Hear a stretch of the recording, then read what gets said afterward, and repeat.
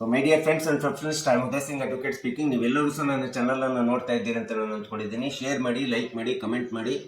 ಮತ್ತು ಇನ್ನೂ ಯಾರ್ಯಾರು ನನ್ನ ಚಾನಲನ್ನು ನೋಡಿಲ್ಲ, ದಯವಿಟ್ಟು ನನ್ನ ಚಾನಲನ್ನು ನೋಡಿ ಸಬ್ಸ್ಕ್ರೈಬ್ ಆಗಬೇಕಂತೇಳಿ ಕೇಳ್ಕೊಳ್ತಾ, ಸೊ ಇವತ್ತು ನಾನು ಇನ್ನೊಂದು ವಿಷಯವಂತ ಇಟ್ಕೊಂಡು ನಿಮ್ಮ ಮುಂದೆ ಬಂದಿದ್ದೀನಿ. ನಾನು ಇವತ್ತು ಆಯ್ಕೆ ಮಾಡ್ಕೊಂಡಿರ್ತಕ್ಕಂಥ ವಿಷಯ ಅಂತಂದರೆ, ಪೂರ್ವಜನ ಅಥವಾ ಪೂರ್ವಿಕರ ಆಸ್ತಿಯನ್ನು ಮಾರಾಟ ಮಾಡುವುದರ ಬಗ್ಗೆ ಒಂದು ಸರ್ವೋಚ್ಚ ನ್ಯಾಯಾಲಯ ತನ್ನದೇ ಆದಂಥ ಒಂದು ಮಹತ್ವಪೂರ್ಣವಾದಂಥ ತೀರ್ಪನ್ನು ಕೊಟ್ಟಿದೆ, ಸುಪ್ರೀಂ ಕೋರ್ಟ್.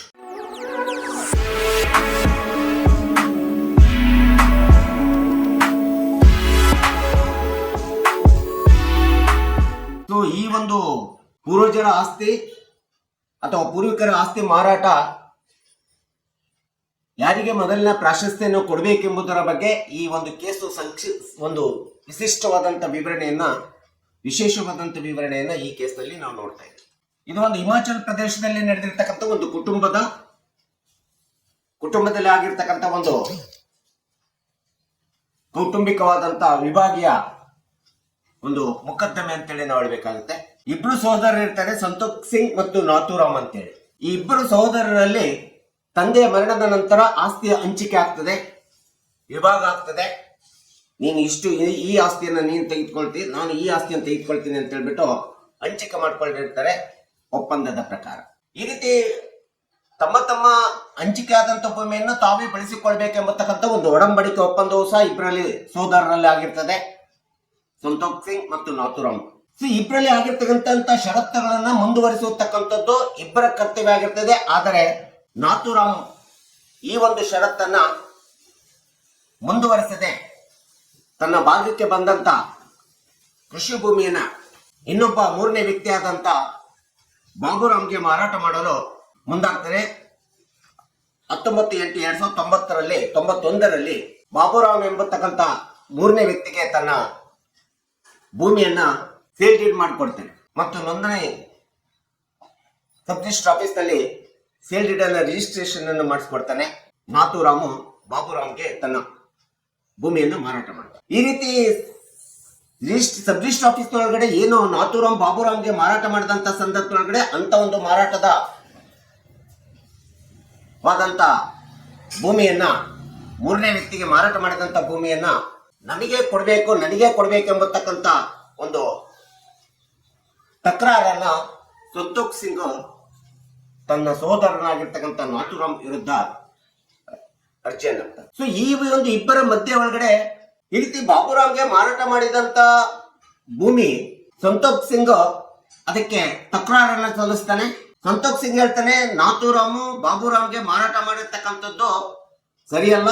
ಯಾವುದೇ ಒಂದು ಕೌಟುಂಬಿಕ ಆಸ್ತಿಯನ್ನು ಮಾರಾಟ ಮಾಡಬೇಕಾದ್ರೆ ಹಿಂದೂ ಸಕ್ಸೆಷನ್ ಆಕ್ಟ್ ಸೆಕ್ಷನ್ 22 ಪ್ರಕಾರ ಮೊದಲನೇ ಆದ್ಯತೆ, ಮೊದಲನೇ ಪ್ರಾಶಸ್ತ್ಯವನ್ನ ಕುಟುಂಬದ ಸದಸ್ಯರಿಗೆ ಕೊಡಬೇಕು. ಅವರು ಸಹೋದರರು ಇರಬೇಕು, ಇನ್ಯಾವುದೇ ಇರ್ಬೋದು, ಕುಟುಂಬದ ಸದಸ್ಯರಿಗೆ ಮೊದಲನೇ ಆದ್ಯತೆ ಪ್ರಾಶಸ್ತ್ಯವನ್ನು ಕೊಡಬೇಕಂತೇಳಿ ಸಂತೋಷ್ ಸಿಂಗ್ ಒಂದು ಪ್ರಾಥಮಿಕ ನ್ಯಾಯಾಲಯದಲ್ಲಿ ತನ್ನ ಸಹೋದರನಾಗಿರ್ತಕ್ಕಂಥ ನಾಥೂರಾಮ್ ವಿರುದ್ಧ ಒಂದು ಅರ್ಜಿಯನ್ನು, ಪಿಟಿಷನ್ ಅನ್ನು ಸಲ್ಲಿಸ್ತಾರೆ.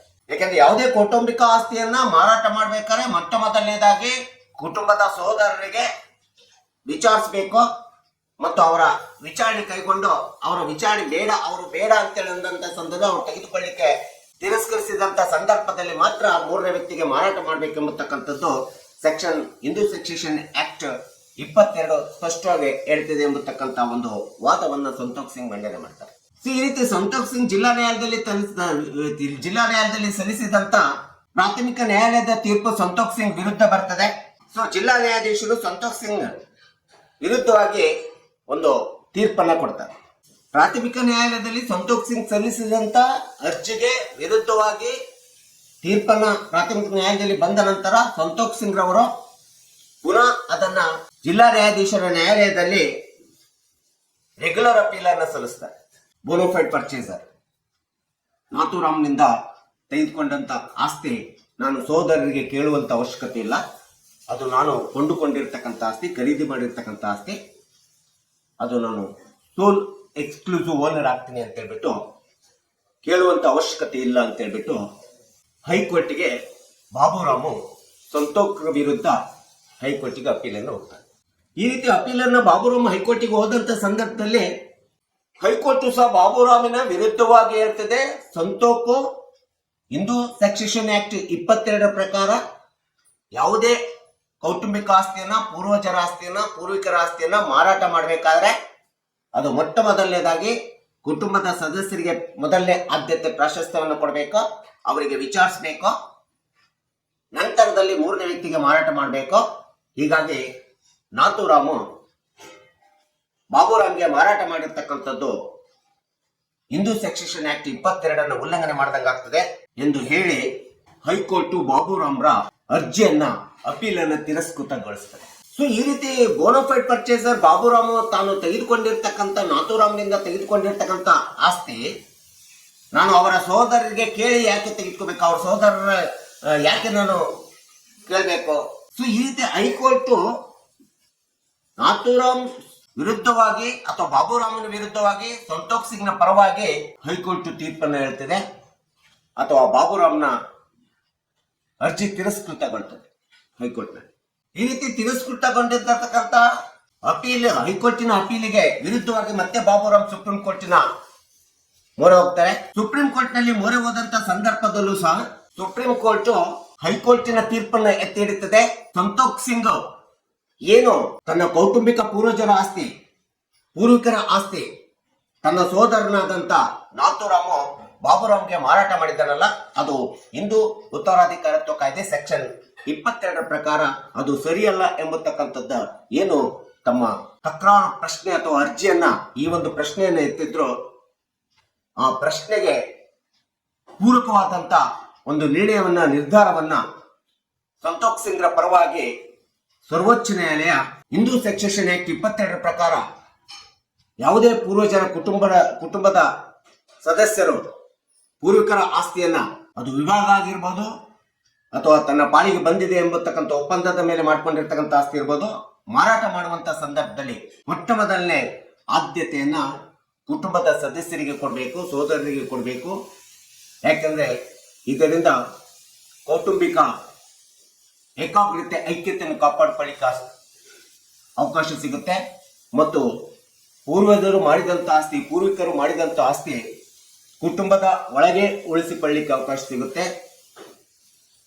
ಮತ್ತು ಇಂಥ ಒಂದು ಆಸ್ತಿ ಯಾವಾಗಲೂ ಸಹ